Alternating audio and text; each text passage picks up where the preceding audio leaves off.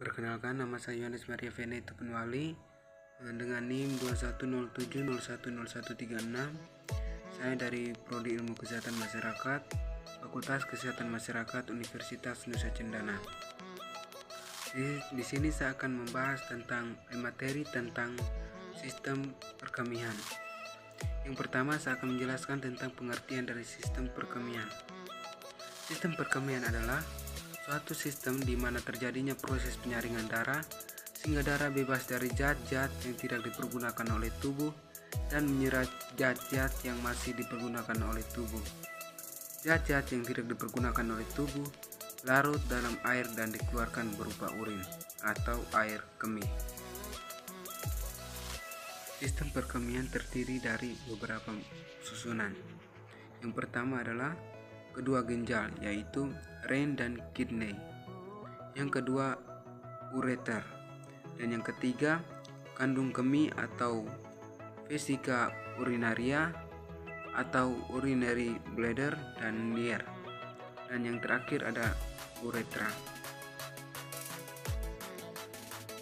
Yang pertama, ginjal. Ginjal adalah organ yang bekerja secara terus-menerus. Fungsi ginjal dalam sistem perkemihan ini adalah untuk menyaring darah serta membuat urine yang akan ginjal berbentuk seperti kacang merah dengan panjang 10-12 cm dan tebal 3,5-5 cm, terletak di ruang belakang selaput perut tubuh atau retroperitoneum sebelah atas, sedangkan ginjal kanan terletak lebih ke bawah dibandingkan ginjal kiri. Ginjal dibungkus oleh simpai jaringan verbosa yang tipis. Pada sisi medial terdapat cekungan, dikenal sebagai hilus, yang merupakan tempat keluar masuknya pembuluh darah dan keluarnya ureter. Bagian ureter atas melebar dan mengisi hilus ginjal, dikenal sebagai piala ginjal atau pelvis renalis. Pelvis renalis akan berbagi lagi menjadi mangkuk besar dan kecil yang disebut sebagai calyx mayor atau 2 buah dan calyx minor 8-12 buah. Setiap calyx minor meliputi tonjolan jaringan ginjal berbentuk kerucut yang disebut dengan papila ginjal. Pada potongan vertikal, ginjal tampak bahwa tiap apabila merupakan puncak daerah piramid yang meluas dari hilus menuju ke kapsula. Pada papila ini bermuara 10-12 buah ductus colligens, satu piramid dengan bagian korteks yang melingkupi anggap sebagai suatu lobus. Secara histologi, ginjal terbungkus dalam kapsul atau simpai jaringan lemak dan sampai jaringan ikat kolagen. Organ terdiri atas bagian korteks dan medula, dan satu sama lain tidak dibatasi oleh jaringan pembatas khusus. Ada bagian medula yang masuk ke korteks dan ada bagian korteks yang masuk ke medula. Yang berikut fungsi ginjal. Yang pertama, membuang bahan sisa terutama senyawa nitrogen seperti urea dan kreatinin yang dihasilkan dari metabolisme makanan oleh tubuh, bahan asing dan produk sisa. Yang kedua, mengatur keseimbangan air dan elektrolit. Dan yang ketiga, mengatur keseimbangan asam dan basa. Yang keempat, menghasilkan renin yang berperan dalam pengaturan tekanan darah. Yang kelima, menghasilkan eritropoietin yang mempunyai peran dalam proses pembentukan eritosit di sumsum tulang. Yang terakhir, produksi dan ekskresi urin. Yang berikut kita masuk pada susunan yang kedua, yaitu ureter. Pengertian dari ureter itu sendiri adalah tabung atau saluran yang menghubungkan ginjal dengan kandung kemih. Ureter merupakan lanjutan pelvis renis menuju distal dan bermuara pada vesa urinaria. Panjangnya 25-30 cm. Persarafan ureter melalui neuron-neuron simpatis terdiri dari dua bagian. Yang pertama, pars abdominalis dan yang kedua pars pelvina. Ada 3 tempat penyempitan pada ureter. Yang pertama, uretero-pelvic junction. Yang kedua, tempat penyilangan ureter dengan fasa iliaca sama dengan flexura marginalis. Yang ketiga, muara ureter ke dalam vesika urinaria. Terdiri dari dua saluran pipa masing-masing bersambung dari ginjal ke kandung kemih atau vesika urinaria. Panjangnya kurang lebih 25-30 cm dengan penampang kurang lebih 0,5 cm. Ureter sebagian terletak dalam rongga abdomen dan sebagian terletak dalam rongga pelvis. Lapisan dinding ureter terdiri dari yang pertama, dinding luar jaringan ikat atau jaringan fibrosa. Yang kedua, lapisan tengah otot polos, dan yang terakhir lapisan sebelah dalam lapisan mukosa.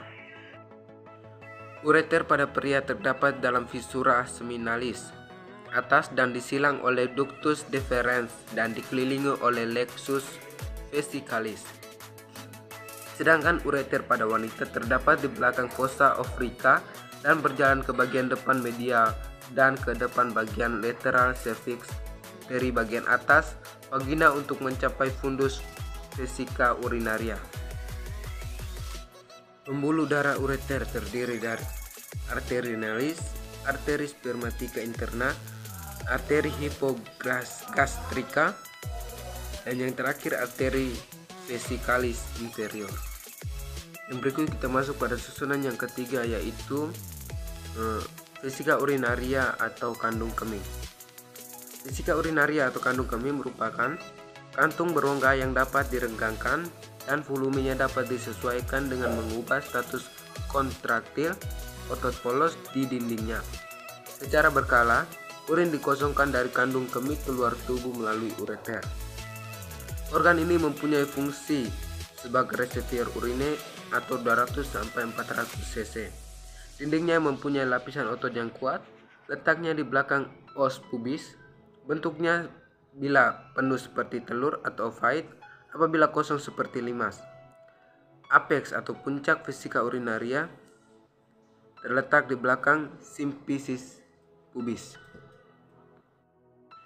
Ureter pada pria terdapat dalam visura seminalis atas dan disilang oleh ductus deferens dan dikelilingi oleh plexus vesicalis.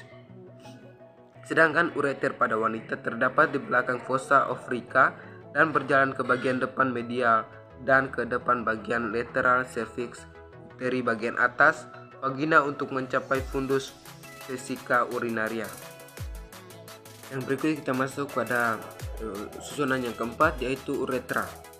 Uretra merupakan saluran yang keluar dari urin yang diekskresikan oleh tubuh melalui ginjal, ureter, dan vesika urinaria atau kandung kemih. Uretra adalah saluran sempit yang berpangkal pada kandung kemih yang berfungsi menyalurkan air kemih keluar. Pada laki-laki, uretra berjalan berkelok-kelok melalui tengah-tengah prostat, kemudian menembus lapisan fibrosa yang menembus tulang pubis ke bagian penis, panjangnya kurang lebih 20 cm. Uretra pada laki-laki terdiri dari uretra prostaria, uretra membranosa, dan yang terakhir uretra cavernosa. Lapisan uretra laki-laki terdiri dari lapisan mukosa atau lapisan paling dalam dan lapisan submukosa. Sedangkan uretra pada wanita terletak di belakang symphysis pubis, berjalan miring sedikit ke arah atas, panjangnya kurang lebih 3-4 cm. Lapisan uretra pada wanita terdiri dari tunica muscularis atau sebelah luar, lapisan spongiosa merupakan plexus dari vena-vena, dan lapisan mukosa. Yang berikut saya akan membahas tentang urin atau air kemih. Mikturisi atau berkemih merupakan refleks yang dapat dikendalikan dan dapat ditahan oleh pusat persarafan yang lebih tinggi dari manusia. Gerakan oleh kontraksi otot abdominal yang menambah tekanan di dalam rongga dan berbagai organ yang menekan kandung kemih membantu mengosongkannya. Rata-rata dalam satu hari 1-2 liter, tetapi berbeda sesuai dengan jumlah cairan yang masuk. Warnanya bening orange oranye, pucat tanpa endapan, baunya tajam, reaksinya sedikit asam terhadap lakmus dengan pH rata-rata 6. Sifat-sifat air kemih. Yang pertama, jumlah ekresi dalam 24 jam kurang lebih 1500 cc, tergantung dari masuknya intake atau cairan serta faktor lainnya. Yang kedua, warna bening muda dan bila dibiarkan akan menjadi keruh. Yang ketiga, warna kuning tergantung dari kepekatan, diet obat-obat dan sebagainya. Yang keempat, bau khas air kemih bila dibiarkan terlalu lama maka akan membau amoniak. Dan yang kelima, berat jenis. Yang kelima, berat jenis 1015 sampai 1020. Yang terakhir, reaksi asam bila terlalu lama akan menjadi alkalis tergantung pada diet atau sayur menyebabkan reaksi alkalis dan protein memberi reaksi asam. Yang berikut komposisi air kemih. Yang pertama, air kemih terdiri dari kira-kira 95% air. Yang kedua, zat-zat sisa nitrogen dari hasil metabolisme protein asam urea, amoniak, dan kreatinin. Yang ketiga, elektrolit, natrium, kalsium, Na3, bikarbonat, fosfat, dan sulfat. Yang keempat, pigmen atau bilirubin dan urobilin. Yang kelima, toksin, dan yang terakhir hormon. Yang berikut mekanisme pembentukan urin. Dari sekitar 1200 ml darah yang melalui glomerulus, setiap menit terbentuk 120 sampai 120 ml filtrat atau cairan yang telah melewati celah filtrasi. Setiap harinya dapat terbentuk 150 sampai 180 liter filtrat. Namun dari jumlah ini hanya sekitar 1% atau 1,5 liter yang akhirnya keluar sebagai kemih dan sebagian diserap kembali. Yang terakhir adalah ciri-ciri urin normal. Yang pertama, rata-rata dalam satu hari 1 sampai 2 liter, tapi berbeda-beda sesuai dengan jumlah cairan yang masuk. Yang kedua, warnanya bening oranye tanpa ada endapan. Yang ketiga, baunya tajam. Yang keempat, reaksinya sedikit asam terhadap lakmus dengan pH rata-rata 6.